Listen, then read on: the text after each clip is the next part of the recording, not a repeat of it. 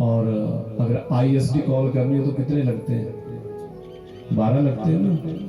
तो ये भी ISD कॉल का ही नंबर है, क्योंकि इसमें 12 ही अक्षर है, डिजिट है ना। और ये भगवान का नंबर है। प्रतिदिन बोले 1000-2000 मिस कॉल इनके ऊपर मारा करो, इस नंबर के ऊपर, इस नंबर को डायल किया करो।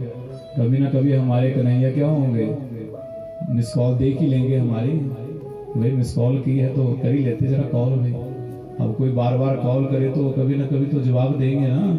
इसलिए प्रतिदिन इस नंबर को डायल किया करो, ना जाने कब लग जाए, कब कृपा हो जाए भगवान की। तो प्रेम से बोलिए हाँ। आपने ना मेरा ध्यान रखा करना, कौन आ रहा है कौन जा रहा है वो छोड़ दो चिंता। ये संसार में आवागमन चला हुआ है, ये रुकने वाला नहीं है, ये चलता ही रहेगा।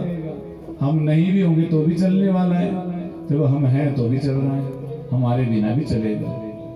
इसलिए हम नहीं भी देखेंगे ना। मैं कल भी कह रहा था कि कथा में मन को ध्यान से स्थिर करना है, क्योंकि मन ही बड़ा चंचल है, ये मन खराब करता है।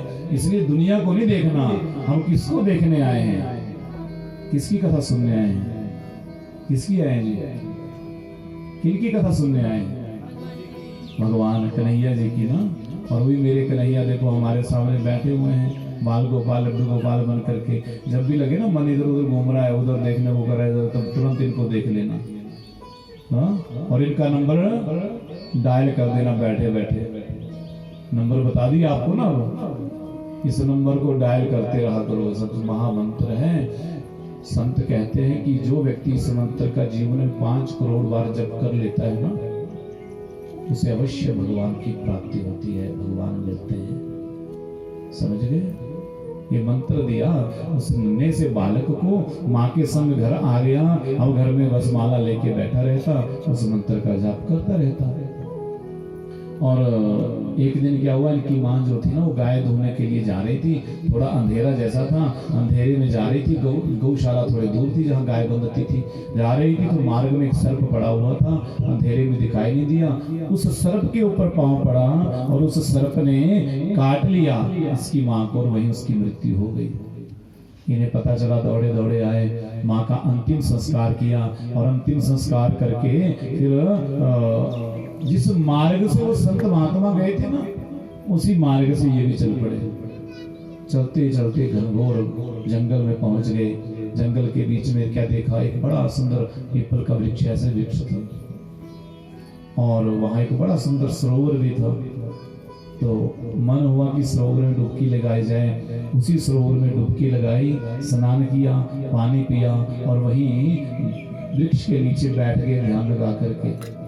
ध्यान लगा करके जब बैठे, भगवान का चिंतन करने लगे, तो क्या हुआ, एकाएक बहुत ही तेज प्रकट हो गया, तेज प्रकाश प्रकट हो गया उनके हृदय मंदिर में, और भगवान के दिव्य स्वरूप के इन्हें दर्शन हो गए। एक पल के लिए भगवान के दर्शन हुए, दूसरे ही पल वह क्या हुआ, वह झांकी जिसके दर्शन किए थे वो ओझल हो गई। अब तो देवर्षि नारद छटपटाने लगे, सोचने लगे वो जिस झांकी का मैंने दर्शन किया तो वो झांकी कहाँ गई, वो तो दिखाई नहीं दे रही। छटपटाने लगे, कभी सोचे क्या हो गया, क्या था ये, क्या हो गया। आकाशवाणी हुई, बोले इस जन्म में तुम्हें इतने ही दर्शन होने थे बेटा, अब भजन करो, अगले जन्म में तुम्हें पुनः दर्शन होंगे। तो देवर्षि नारद भी कहने लग पड़े, बोले महाराज यदि इतने से दर्शन देने थे तो क्यों दिए?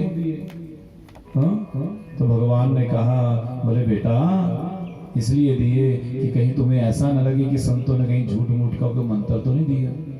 जब संत कहीं झूठ तो नहीं बोलते, इसलिए थोड़ा सा टेस्ट करवा दिया स्वाद तुम्हें, पूरा स्वाद अगले जन्म में मिलने वाला है। ऐसा होता है ना, जब सब्जी बनती है तो क्या थोड़ा सा टेस्ट कराते हुए स्वादिष्ट है कि नहीं है, तो वैसे बोले टेस्ट करवा दिया, बाकी जो है अगले जन्म में मिलेंगे तुझे दर्शन। इस प्रकार कहा देवर्षि नारद कहते व्यास जी, उसके बाद सृष्टि की प्रलय हुई, और प्रलय होने के पश्चात पुनः ब्रह्मा जी ने सृष्टि का सृजन किया, और ब्रह्मा जी के मानस पुत्र के रूप में 10 ऋषियों के संग मैं भी प्रकट हुआ, और मेरा नाम हुआ नारद। नारद, नारद जिसकी बात कभी रद नहीं होती वही नारद है। यह नारम ददाती थी नारदाह, जो ज्ञान का प्रचार प्रसार करे वही नारद है। इसलिए कभी भी ये नहीं कहना कि कई लोग क्या करते, कोई चुगली लगाने वाला है ना तो क्या कहते, ये नारद है जी भैया, ये नारद जी का अपमान है। देव ऋषि नारद भगवान का ही अवतार कहे गए हैं, ऐसा वर्णन भी आता है। और देव ऋषि नारद इस संसार के पहले पत्रकार हुए, सबसे पहले। और ये ऐसे पत्रकार हैं निर्भीक, चाहे असुरों की सभा में चले जाएं, चाहे देवताओं की सभा में चले जाएं, कहीं भी चले जाएं, सत्य बोलते हैं, असत्य कभी नहीं बोलते। ऐसे देवऋषि नारद कहते हैं, महाराज मेरा जन्म हुआ। और देखिए जब देवऋषि नारद का जन्म हुआ ना तो भगवान ने अपनी वीणा प्रदान की है। और वीणा कैसे प्रदान की, इसकी बड़ी सुंदर कथा है। एक बार क्या हुआ ना, सारे संसार के देवी देवता बैठे हैं, सभा चली है, संगीत की सभा। माँ सरस्वती ऊंचे सिंहासन पर बैठी हैं, गंधर्व किन्नर देवी देवता, हमारे गोविंद नारायण भी उस सभा में बैठे थे। और सब बैठे थे, संगीतज्ञ, बड़े बड़े संगीतज्ञ बैठे थे, संगीत के राग छेड़ रहे थे। देव ऋषि नारद भी वहां आ गए और भगवान ने कहा भी हमारे पास आ जाओ, यहाँ बैठो, हमारे पास बैठ गए। बोले भाई सुनाओ कुछ, राग गाओ, कोई गुनगुनाओ कुछ। बोले महाराज हम तो बेसुरे हैं, हमें गाना ही नहीं आता। बोले नहीं नहीं गाओ ना कुछ।